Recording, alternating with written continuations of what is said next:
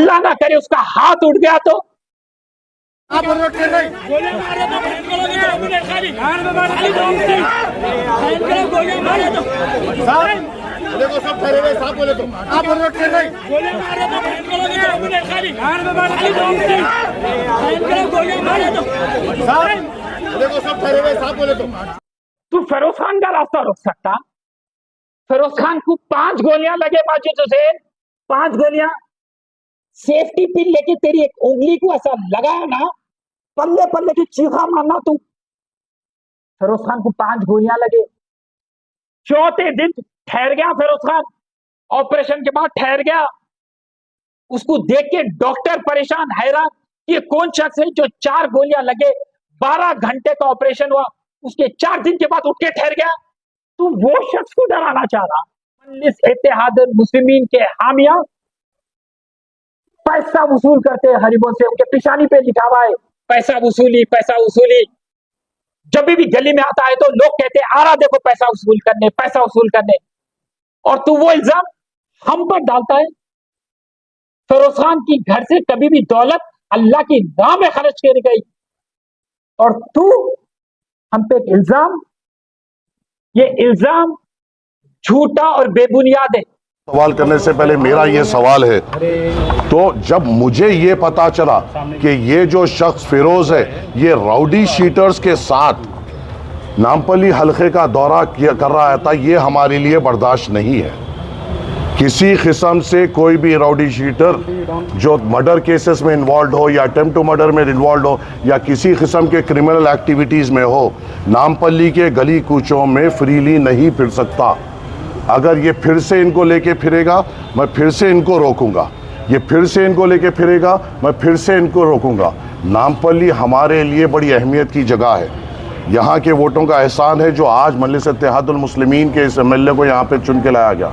और इन गली कोचों में अगर एक्सटॉर्शन किया जाएगा और राउडी शीटरों के साथ फिरा जाएगा तो हम हर मोड़ पर इनको रोकेंगे। इसको अलग तरीके से पेश करने की कोशिश की जा रही है। कल बंजारा हिल्स पीएस में जो फिरोज ने जिस सालम को अहमदनगर प्रेसिडेंट बनाया उसके ऊपर कल एक एक्सटॉर्शन केस बुक हुआ, उसके साथ के अशू के ऊपर एक एक्सटॉर्शन केस बुक हुआ जो फिरोज से ताल्लुक़ रखता है, उसके और 2 जनों पे एक्सटॉर्शन केस बुक हुआ।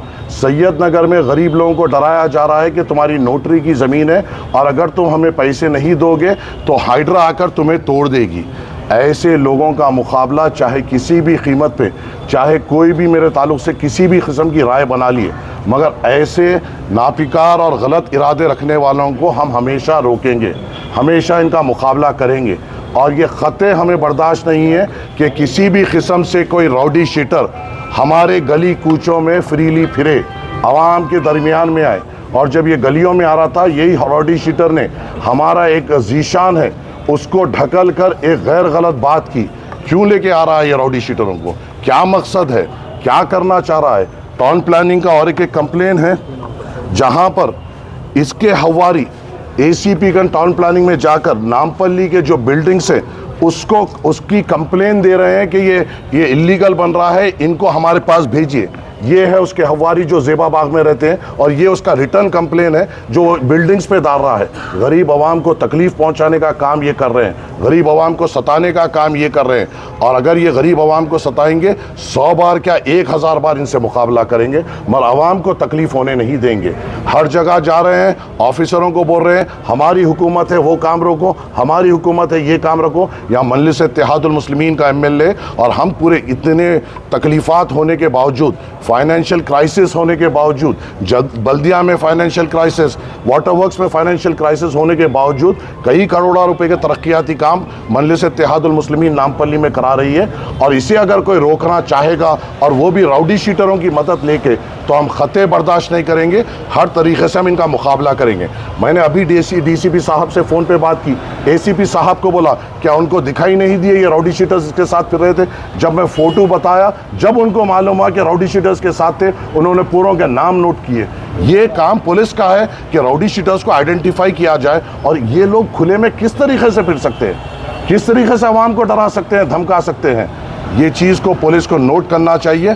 हमारे तरफ से जो कंप्लेन हुई वो एक कंप्लेन हुई, मगर सबसे बड़ी कंप्लेन गुत्तेदार जो कॉन्ट्रैक्टर है उसने किया कि इसको हरासा किया जा रहा था, और उसकी विटनेस में जिन्होंने साइन किया वो बल्दिया के एग्जीक्यूटिव इंजीनियर है और डिप्टी इंजीनियर है, कि उन्होंने विटनेस में साइन की कि हमारे को डेवलपमेंट वर्क करने से रोका जा रहा है।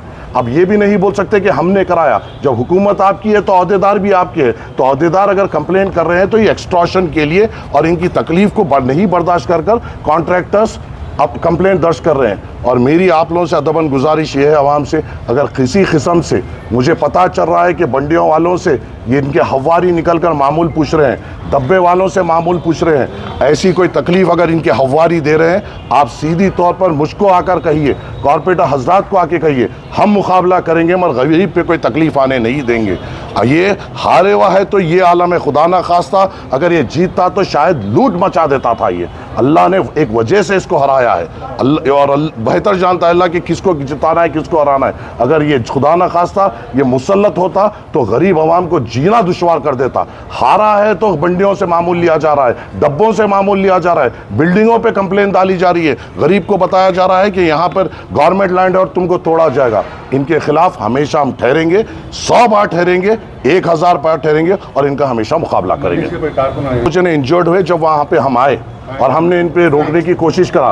एक हमारे यूसुफ है, जुबैर है, जो ये कांग्रेस के तरफ से जो रॉडी शीटर्स आए थे, उन लोगों ने जब इनके ऊपर फिरोज के तरफ से जब ये रॉडी शीटर्स आए थे, तो जब इनके ऊपर बंडमबाजी हुई तो ये लोग इंजर्ड हुए। रॉडी शीटर्स के साथ